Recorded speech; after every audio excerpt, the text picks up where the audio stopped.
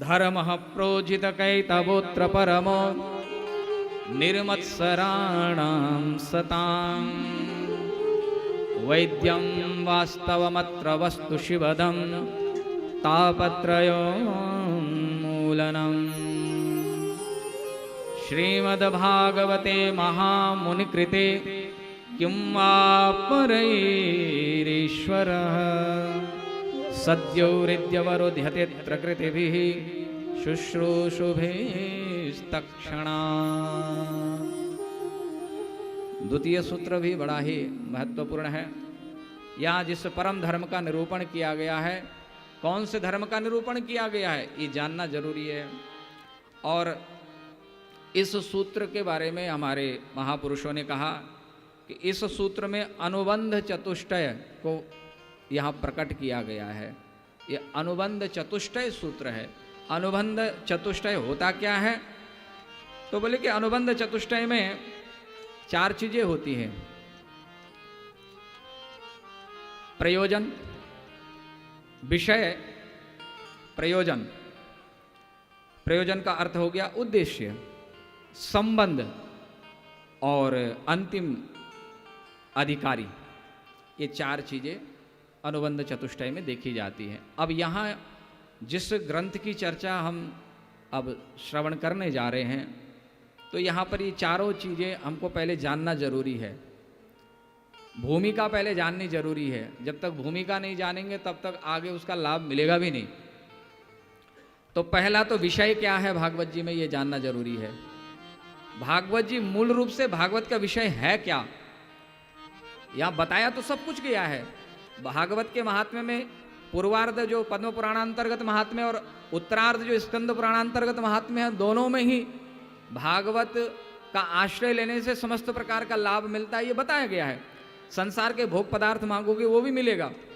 इस संसार में जो आपको चाहिए सो भागवत जी की कृपा से मिलेगा। लेकिन वस्तुतः विषय है क्या भागवत जी का? हम भागवत जी सुने किस लिए? क्यों हम भागवत जी का आयोजन करवाएं? क्यों भागवत जी श्रवण करें? क्यों भागवत जी का गायन करें? क्यों भागवत जी का पाठ करें?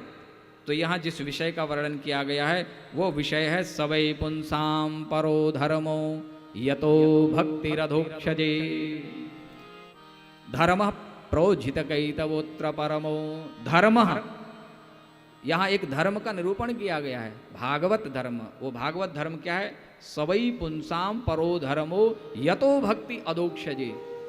भगवान की श्री चरणार बिंद में भक्ति बढ़े, प्रेम बढ़े, यही इसका विषय है।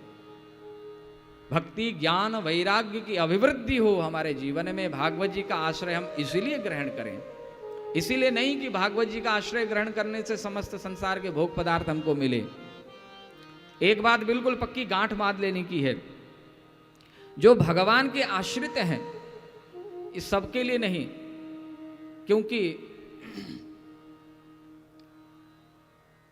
अधिकार के अनुरूप ही चर्चा करनी भी चाहिए, सुननी भी चाहिए, और व्यवहार भी होता है। बिना अधिकार के कोई व्यवहार होता भी नहीं है।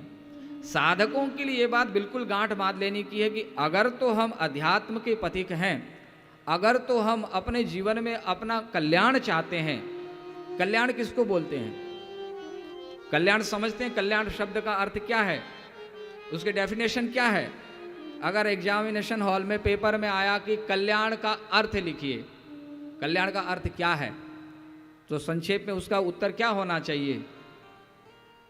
कल्याण का अर्थ होता है पाप और पुण्य दोनों के बंधन से जो मुक्त हो, उसको कल्याण कहते हैं।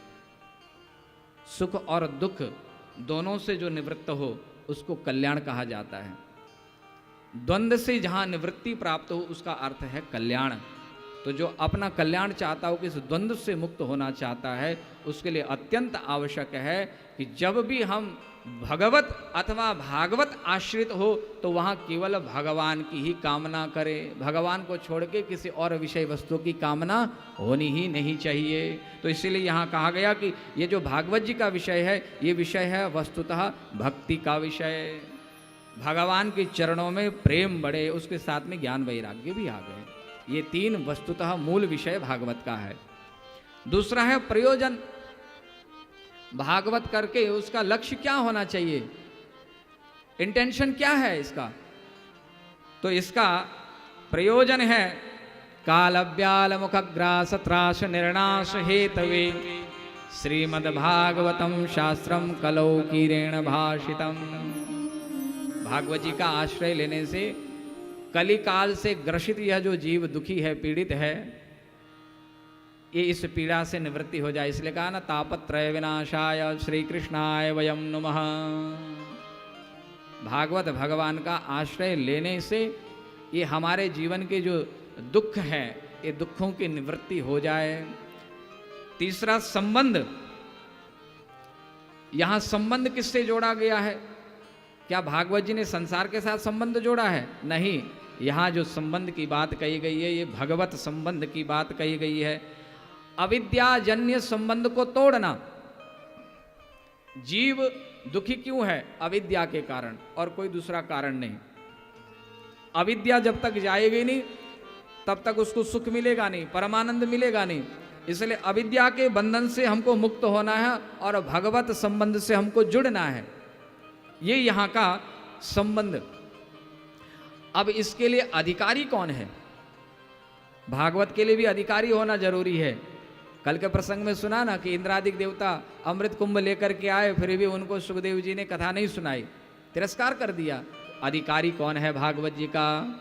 तो बोले इसका अधिकारी है मुमुक्षु निष्काम भक्त। वस्तुतः तो निष्काम भक्त है, मुमुक्षु में भी थोड़ा सा 19-20 का अंतर आ जाता है कि मुक्ति की चाह अभी भी इसको बनी हुई है, उसको कुछ चाहिए ही नहीं, कुछ भी नहीं चाहिए। भगवान कहे तुमको कुछ चाहिए, तुम ये ले लो, वो बोले कि हमको कुछ भी नहीं चाहिए। प्रहलाद जी से भगवान ने कहा कि कुछ मांग ले। प्रहलाद जी ने कहा प्रभु कुछ नहीं चाहिए। अरे मेरी प्रसन्नता के लिए मांग ले। भगवान कहते हैं कि तू मेरी प्रसन्नता के लिए मांग, अपनी प्रसन्नता के लिए नहीं। तब भी प्रहलाद जी हमारा हाथ जोड़ते हैं, बोले कामाना मृद समरोहम भवतस्तु दृढ़े वरम। आपकी प्रसन्नता के लिए मैं इतना मांग लेता हूं कि मेरे मन में कभी भी किसी भी प्रकार का कामना का उदय ही ना हो। ये है अधिकारी। तो भागवत जी का जो असल में अधिकारी है वो ऐसा प्रहलाद जैसा भक्त हो, यही अधिकारी है। और भागवत, क्योंकि अब तो ये भागवत अब सब सुने तो अच्छा ही है, कुछ तो लाभ होगा। वस्तुतः ऐसे सुने तो ऐसों को ही विशेष लाभ मिल पाएगा। इसलिए अधिकारी जो है, अधिकारी निष्काम भक्त है, साथ में चलो ठीक है मुमुक्षु भी, मुमुक्षु क्योंकि वो चाहता है कि भाई मुझे मुक्ति मिल जाए, तो ये अधिकारी है। इसीलिए तुलसीदास जी महाराज कहते हैं राम कथा के ते अधिकारी, राम कथा के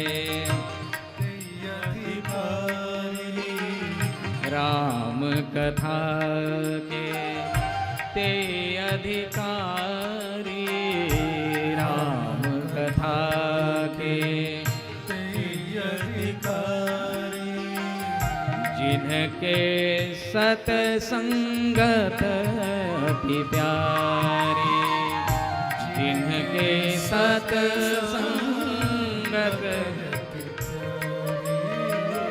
राम कथा के ते अधिकारी, राम कथा के ते अधिकारी, जिनके सतसंगत अति प्यारी, जिनके सतसंगत